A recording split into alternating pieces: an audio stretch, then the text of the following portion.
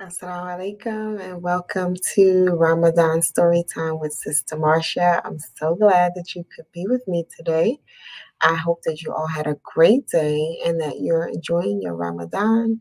I hope you're enjoying this Monday and Ramadan Mubarak, as we customarily say.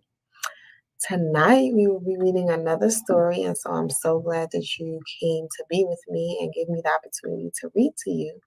This story for this evening is entitled The Queen and the Bird. And so, without further ado, we are going to jump into our story and learn about this queen.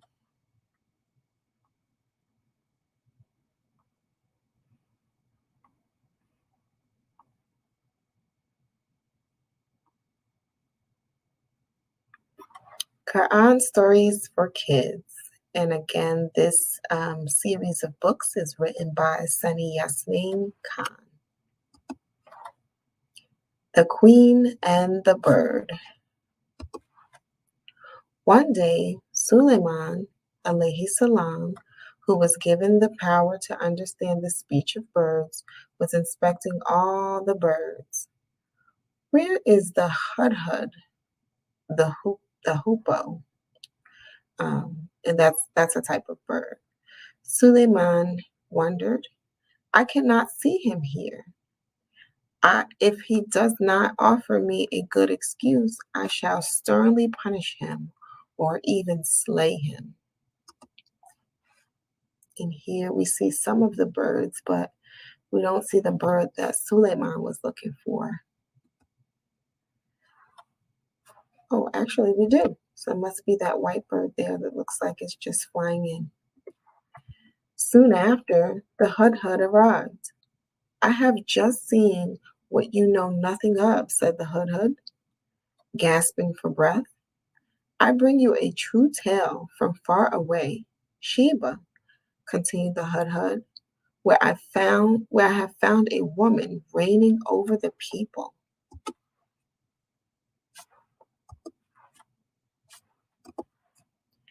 She has every virtue, continued the hudhud, and she has a splendid throne.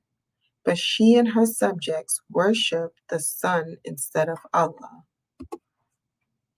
The hudhud continued, Satan has made them believe they are doing what is right, and he has kept them from the right path.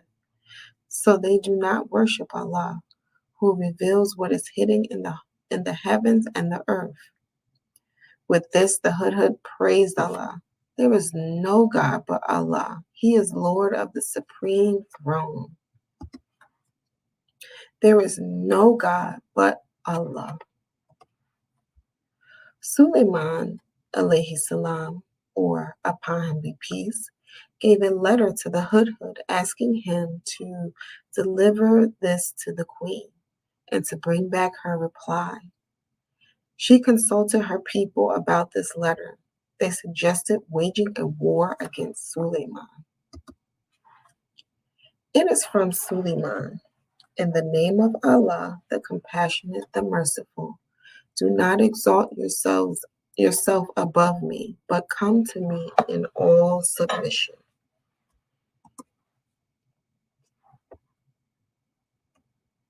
But the queen replied with great wisdom, when kings invade a city, they ruin it and degrade its people.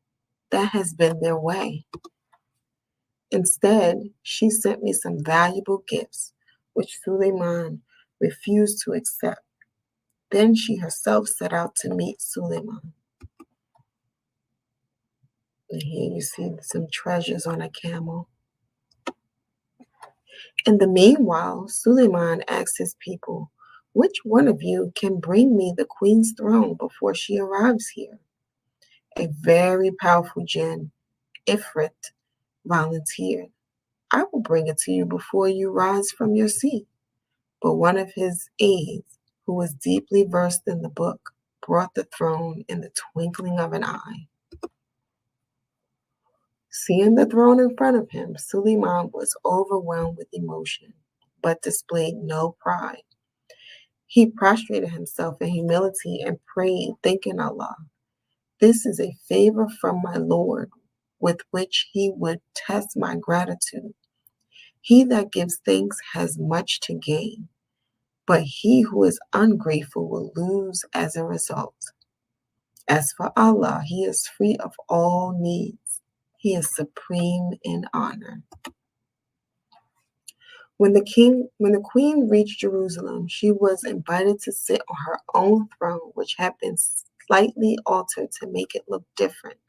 She realized, however, that it was her own throne and was amazed at the power of Allah. Suleiman ushered her into his beautiful palace. When she walked across the floor, she tucked up her skirts, thinking it was a pool of water. And there you see the beautiful floor that looks like water. Suleiman stopped her, saying it was no pool of water, but a floor paved with glass beneath which water was flowing, giving it the look of something which it was not.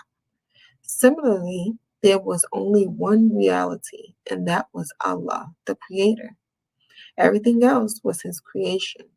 So the queen should give up the worship of the sun and worship the one who had created everything.